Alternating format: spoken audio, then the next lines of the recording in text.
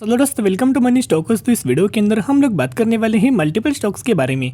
तो चलिए सबसे पहले हम लोग बात करने वाले हैं डिक्सन के बारे में। तो डिक्सन टेक्नोलॉजीज़ का अगर आप आज के दिन का परफॉर्मेंस देखोगे, ऑलमोस्ट हमें आज 8% की रैली नज़र आ चुकी है।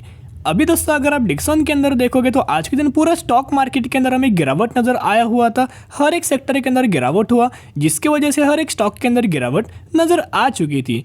लेकिन दोस्तों क्या अगर आप एक चीज़ ऑब्जर्व करेंगे, अगर मार्केट की अपोजिट ट्रेंड के हिसाब से अगर कोई भी कंपनी के अंदर तेज़ी आता है तो उस कंपनी के अंदर 100% कोई ना कोई ज़रूर अपडेट्स आता है। ऐसा अपडेट जो कि कंपनी के अंदर बहुत ज़्यादा पॉजिटिविटी अपडेट्स, और इसी अपडेट्स की वजह से कोई भी कंपनी के अंदर रैली नज़र आ जाती है। तो बेसिकली डिक्सन एक फंडामेंटली कंपनी बहुत ज़्यादा स्ट्रांग है और इनका बिजनेस है जो फ्यूचर के लिए है, यानी कि जो भी कंपनी के अंदर लोग बाइंग करेंगे उनको लंबे समय के लिए बाइंग करना चाहिए, शॉर्ट टर्म बेसिस के ऊपर डिपेंडेंट मत होना। क्योंकि कंपनी का मार्केट कैप भी देखोगे तो 26,000 करोड़ का मार्केट कैप, तो ये भी कंपनी हमें लार्ज कैप कैटेगरी से बिलोंग करता है। तो जो भी कंपनी लार्ज कैप कैटेगरी से बिलोंग करता है उस कंपनी के अंदर रिस्क हमें कम इन्वॉल्वमेंट हो जाती है। लेकिन हमें कंपनी ऐसा चूज करना होता है, कंपनी ऐसा शॉर्ट आउट करना होता है कि इस कंपनी के अंदर हमें पैरामीटर्स देखना होता है। सबसे पहले कंपनी का बिजनेस देखना होता है, फिर पैरामीटर्स देखना होता है, फिर कंपनी का चार्ट देखना होता है, और ओवरऑल बेसिस के ऊपर इन सभी चीज़ों के अंदर अगर आप देखोगे फ्यूचरिस्टिक डिमांड को आपको प्रेडिक्ट करना होता है। अगर इन सभी चीज़ों के अंदर अगर आपको ग्रीन सिग्नल लग रहा है तो उस कंपनीज को अपने पोर्टफोलियो के अंदर 100% दोस्तों आप ऐड कर सकते हो। तो चलिए अपडेट्स के बारे में बात करेंगे, जो अपडेट्स के अंदर हमें डिक्सन टेक्नोलॉजीज के अंदर तेजी नजर आ चुकी है। देखिएगा, Dixon technologies share rally 6% as government restrict import of laptop, tablets and personal computers. अभी देखिएगा, कहीं ना कहीं कंपनी का बिजनेस वही है कि डिक्सन क्या करता है, टैबलेट मैन्युफैक्चरिंग करता है, लैपटॉप्स मैन्युफैक्चरिंग करता है, कंप्यूटर्स मैन्युफैक्चरिंग करता है, मोबाइल फ़ोन कंपनी मैन्युफैक्चरिंग करता है, स्मार्टफोन्स कंपनी मैन्युफैक्चरिंग करता है, एलईडी बल्ब्स कंपनी मैन्युफैक्चरिंग करता है। यानी कि इलेक्ट्रॉनिक इक्विपमेंट जितने भी नज़र आए हुए गैजेट्स आप ये बोल सकते हो, वो हर एक गैजेट्स हमें डिक्सन टेक्नोलॉजीज इंडिया के अंदर मैन्युफैक्चरिंग करता है। और टीवी भी कंपनी मैन्युफैक्चरिंग करता है, जहाँ दोस्तों आपको पता होगा कि टीवीज़ के अंदर जो पैनल्स होते हैं, बड़े बड़े कंपनीज के पैनल जैसे कि वन प्लस का पैनल हुआ, सैमसंग कंपनी का पैनल हुआ, एलजी कंपनी का पैनल हुआ, वो अच्छे खासे बेसिस के ऊपर यही दोस्तों कंपनी हमें मैन्युफैक्चरिंग करता है इंडिया के अंदर। तो कहीं ना कहीं जो बाहर से सब कुछ चीज़ें हमें इंपोर्ट नज़र आ रही थी इंडिया के अंदर, जैसे कि लैपटॉप्स हो, टैबलेट हो, पर्सनल कंप्यूटर हो, तो जिसकी वजह से ये आने वाले फ्यूचर में हमें बैन होने वाला है। इसके ऊपर कोई हमें इंडिया के बाहर से कोई भी इलेक्ट्रॉनिक गैजेट्स हमें बाहर से इंपोर्ट दोस्तों नहीं होने वाला।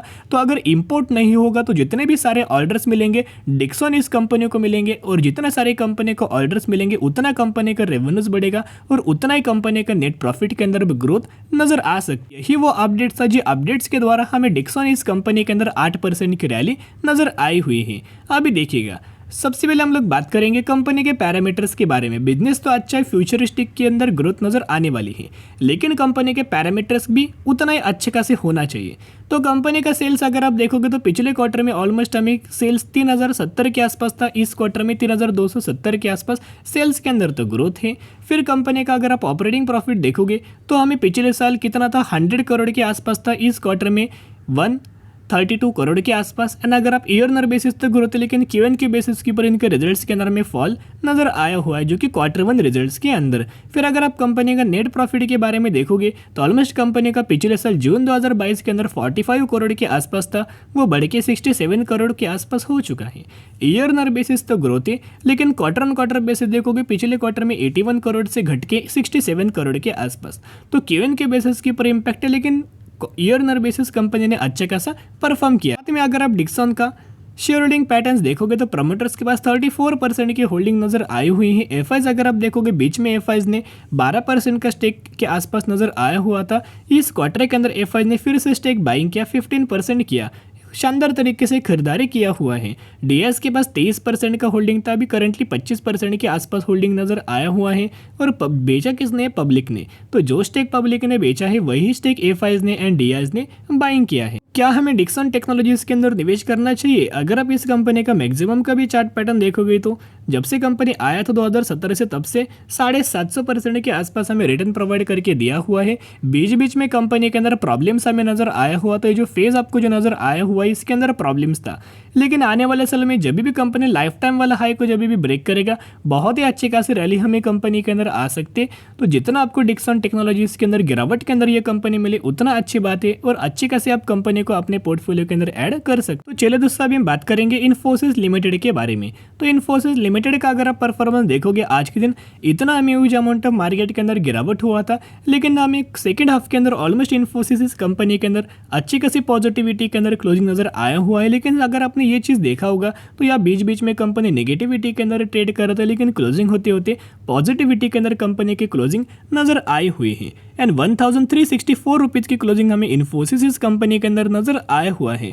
अब एक अपडेट नजर आया है, इन अपडेट्स के द्वारा दोस्तों बहुत सारे रूमर्स के द्वारा हमें मार्केट के अंदर न्यूज़ स्प्रेड कर रहे हैं कि इन्फोसिस के अंदर हमें बोनस के बेनिफिट मिलने वाला है या फिर इन्फोसिस ये कंपनी फ्री में शेयर्स बांटने वाली है। इन्फोसिस ये कंपनी के सच में फ्री में शेयर्स बांटने वाली है, तो यहाँ आप देख सकते हो Infosys allots 1,53,314 equity shares to employees stock option.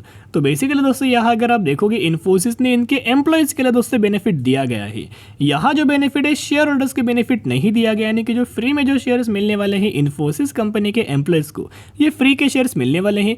ये जो शेयर्स है बिल्कुल भी इनके शेयर होल्डर्स को मिलने नहीं वाले, इतना पॉइंट दोस्तों नोट करना। जब भी इसके रिगार्डिंग अपडेट नजर आएगा 100% हम लोग अपडेट्स के बारे में बात करेंगे। इन्फोसिस का पिछले कुछ समय से अगर आप दोस्तों परफॉर्मेंस देखोगे पिछले एक महीने से, तो कंपनी के अंदर नहीं के बराबर इसने परफॉर्म किया। बहुत ज़्यादा वॉलेटाइल हमें बीच बीच में इन्फोसिस कंपनी अवेलेबल नजर आई हुई है। उसका रीजन है सबसे पहले ग्लोबल मार्केट। तो अमेरिकन मार्केट के अंदर देखोगे उतना ही हमें इन्फोसिस एडीआर के अंदर, उतना ही हमें नैस्डैक के अंदर वॉलेटाइल परफॉर्मेंस नजर आया हुआ है और इसी का इम्पैक्ट हमें इंडियन स्टॉक मार्केट के अंदर नजर आया हुआ है। और सबसे पहला रीजन ये पकड़ सकते हो कि इंडियन स्टॉक मार्केट जब भी गिरेगा, मैक्सिमम कंपनी जो फंडामेंटली कंपनी स्ट्रांग हो उनके अंदर भी आपको गिरावट के अंदर क्लोजिंग मिलेगा, उनके अंदर भी आपको पैनिक लेवल नजर आएगा, उनके अंदर भी आपको प्रेशर नजर आएगा।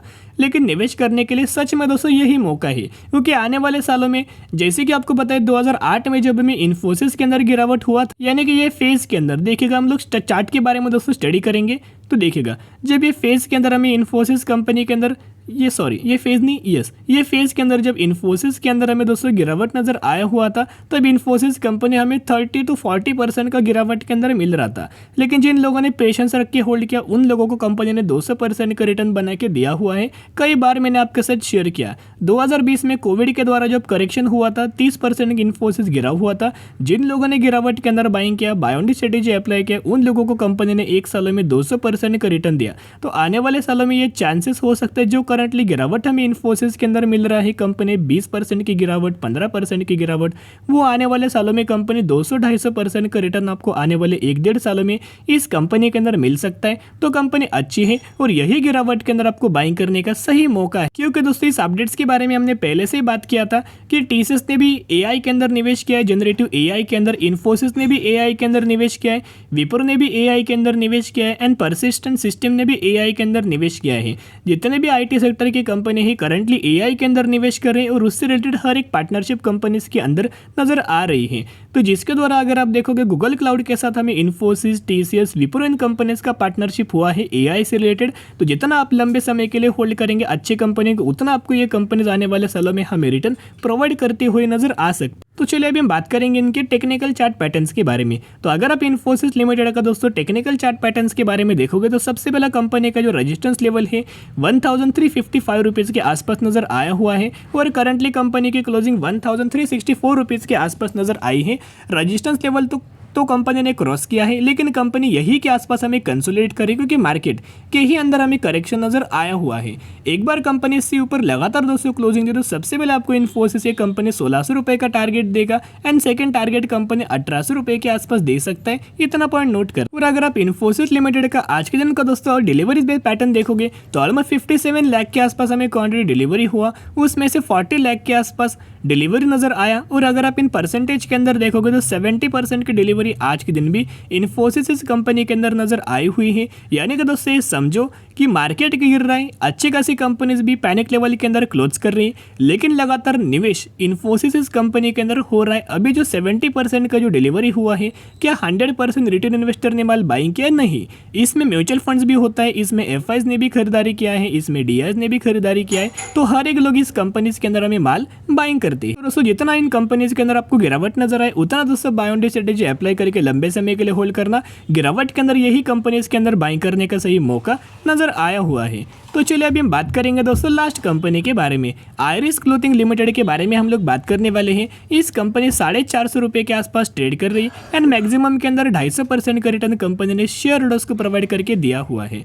क्यों लगातार कंपनी ट्रेंडिंग के अंदर चल रही, तेजी आ रही, क्योंकि कंपनी ने अनाउंस किया है 1:5 रेशियो के अंदर स्प्लिट। तो अगर आपके पास इस कंपनी के 1 शेयर होंगे तो 1 के बदले आपको 5 शेयर मिलेंगे, और अगर आपके पास 10 होंगे तो 10 के बदले 50 शेयर मिलने वाला है। तो स्टडी कीजिए, एनालिसिस कीजिएगा, उसके बाद निवेश करने की कोशिश आप ये कर सकते हो। तो अगर आपको इसी तरीके से वीडियो दोस्तों पसंद आते होंगे तो जरूर वीडियो को लाइक एंड चैनल को सब्सक्राइब कर सकते हो। फिर मिलेंगे, बाय।